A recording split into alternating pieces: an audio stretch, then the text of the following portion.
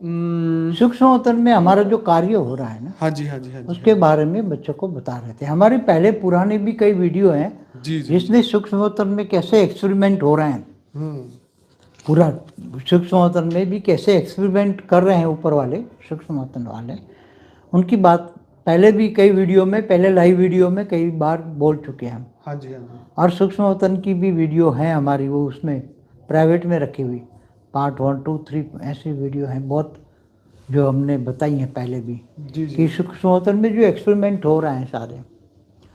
तो ये सूक्ष्म अवतरण की बातें समझना, कोई ब्रह्मांड की, ब्रह्मज्ञानी भी नहीं है तो ब्रह्मांड का आदि मध्यंत का ज्ञान समझे, महाब्रह्मांड माना गैलेक्सी आकाश गंगा का ज्ञान समझे, यूनिवर्स का भी ज्ञान समझे, तो मल्टीवर्स तक भी समझे।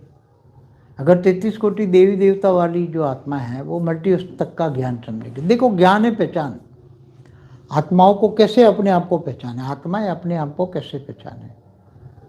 तो गीता में यही कहता है ना कि मैं जप तप ध्यान योग से नहीं मिलता, मैं ज्ञान से मिलता हूँ। और इसलिए बोला ज्ञानी तो आत्मा मुझे विशेष प्रिय है, ज्ञान ज्ञान से मिलता हूँ, ज्ञानी तो आत्मा मुझे विशेष प्रिय है। तो यहाँ भी ज्ञान, ज्ञान है पहचान। हर कोई आत्मा अपने आप को भी कैसे पहचानेगी, ज्ञान से जानेगी।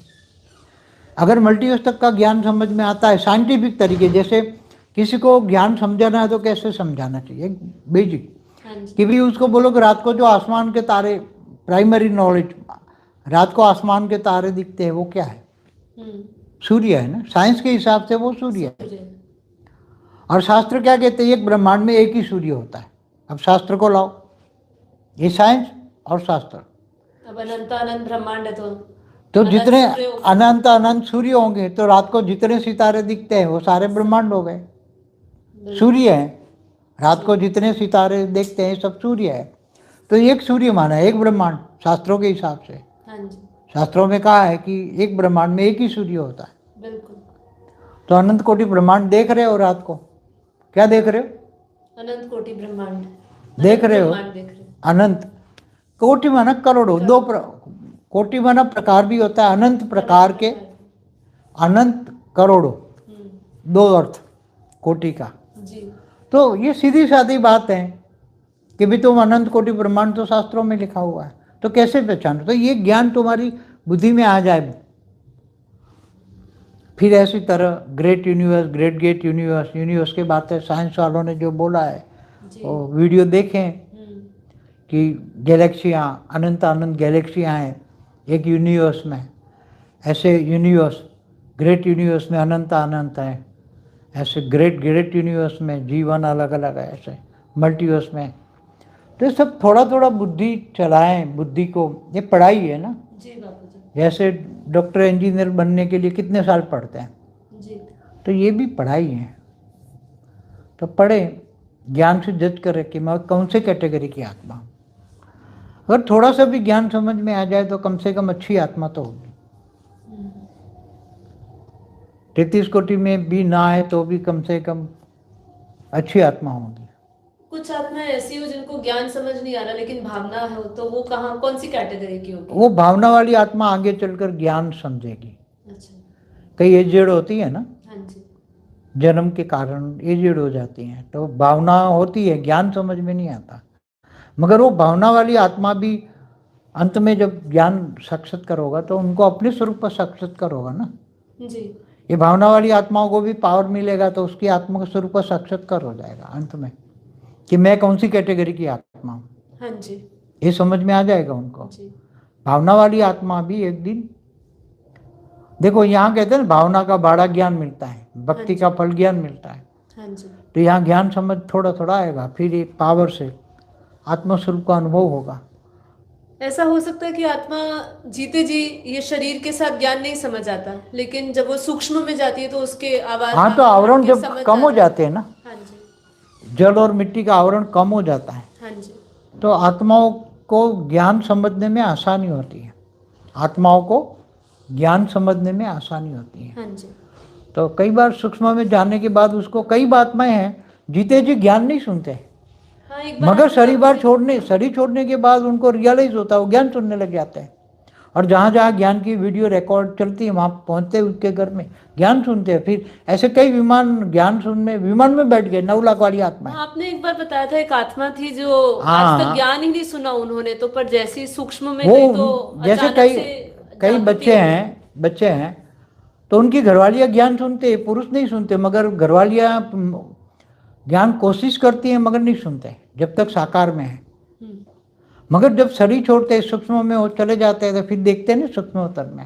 हाँ जी। तो ऐसे ज्ञान बोन सुनते हैं, फिर धीरे धीरे इंटरेस्ट पड़ जाता है, फिर फट से समझ में आ जाता है। तो सूक्ष्मोत्तर में भी ज्ञान सुनाने वाली आत्माएं बहुत होती हैं, हमारा ज्ञान की, वेद के ज्ञानी भी आत्माएं बहुत है। तो उनको ज्ञान सुनाते, फिर ज्ञान सुन के कई ऐसी कुछ आत्माएं तो वेद के विमान में बैठ गई है।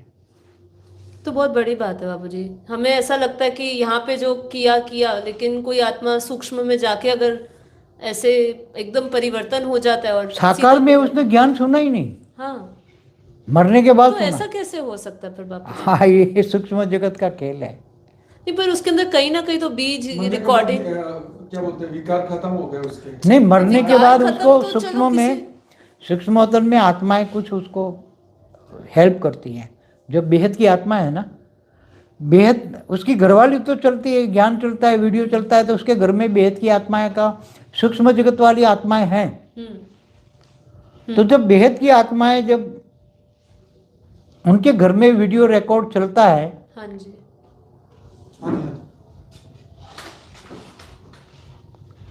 तो वीडियो रिकॉर्ड चलता है उनके घरों में, तो ये सूक्ष्म जगत वाली आत्माएं होती। जब उसका घरवाला, जैसे घरवाली सुन रही है, अब घरवाला मर गया जी, तो घरवाला को ये सूक्ष्म जगत वाली आत्माएं, वो घर में ज्ञान सुनती है, वो पकड़ती है ना उसको, फिर सुनाती है उसको, फिर सुनाती है, धीरे धीरे धीरे महीने, 2 महीने, 3 महीने में ज्ञान उसके अंदर इमर्ज करा लेती है और निकल जाती। कई आत्माएं 9 लाख वाली आत्मा निकलती है ऐसे। अच्छा, बेहद की आत्माएं विमान में बैठ गई ऐसी आत्मा।